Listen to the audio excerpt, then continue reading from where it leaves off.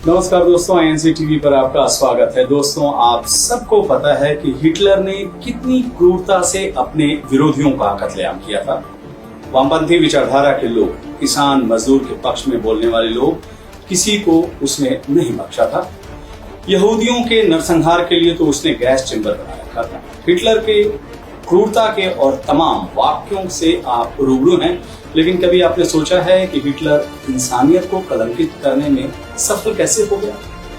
कोई उसकी क्रूरता पर रोक क्यों नहीं लगा सका? इस सवाल का जवाब हिटलर के ही देश जर्मनी के कवि फ्रेडरिक गुस्ताव एमिल मार्टिन निमोलर ने दिया है।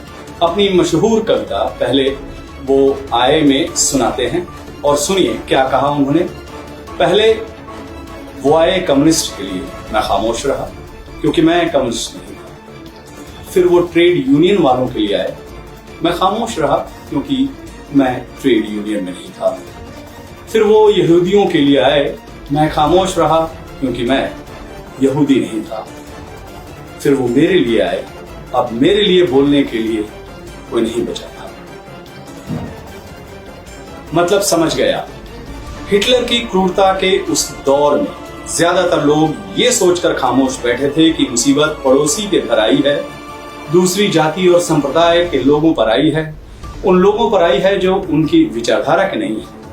हिटलर के यमदूत उन्हें नहीं बल्कि दूसरे लोगों को मार काट रहे हैं। उनका घर परिवार सुरक्षित है, उनके आशियाने पर कोई आंच नहीं।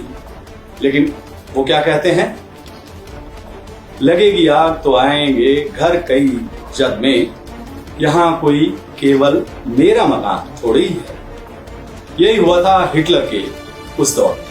हिटलर ने अपने शासन के शुरुआती दौर में कम्युनिस्टों का कत्लेआम किया था। ज्यादातर लोग उस कत्लेआम पर खामोश रहे थे। उनकी खामोशी से हिटलर का जो हौसला था वो काफी ज्यादा बढ़ा। कम्युनिस्टों के बाद उसने ट्रेड यूनियन वालों को निशाना बनाया था। उसका भी किसी ने पुरजोर विरोध नहीं किया, सब शांत रहे। हिटलर का हौसला और बढ़ता गया और तब उसने द्वितीय विश्व युद्ध के दौरान यहूदियों के सामूहिक नरसंहार का कुचक्र रच दिया। काश जर्मन वासियों ने सामूहिक तौर पर हिटलर की क्रूरता का शुरू में ही विरोध कर दिया होता तो बात 40 लाख लोगों के कत्लेआम तक नहीं पहुंचती। एक काश हम सब के लिए, काश हम सब सामूहिक तौर पर इस सरकार के तानाशाही के खिलाफ खड़े हो जाते। काश हम सब इस सरकार के झूठ फरेब के खिलाफ अपनी आवाज बुलंद कर पाते तो नौबत यहाँ तक नहीं आती। सरकार का चौतरफा दमन चक्र जारी है। मीडिया संस्थानों को घुटने पर लाने के लिए साम दाम दंड भेद सबका सहारा लिया जा रहा है। Income tax, ED, enforcement directorate से छापे मरवाए जा रहे हैं, लेकिन ज्यादातर लोग खामोश। लोगों के फोन हैक किए जा रहे हैं, उनके बेडरूम में झांका जा रहा है, ताका झाकी हो रही है।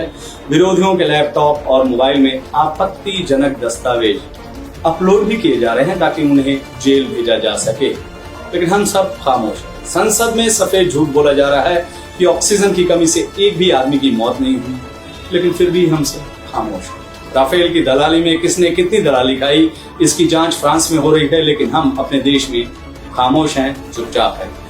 अन्नदाताओं को आतंकवादी, गुंडा, मवाली बताया जा रहा है, लेकिन हम खामोश हैं।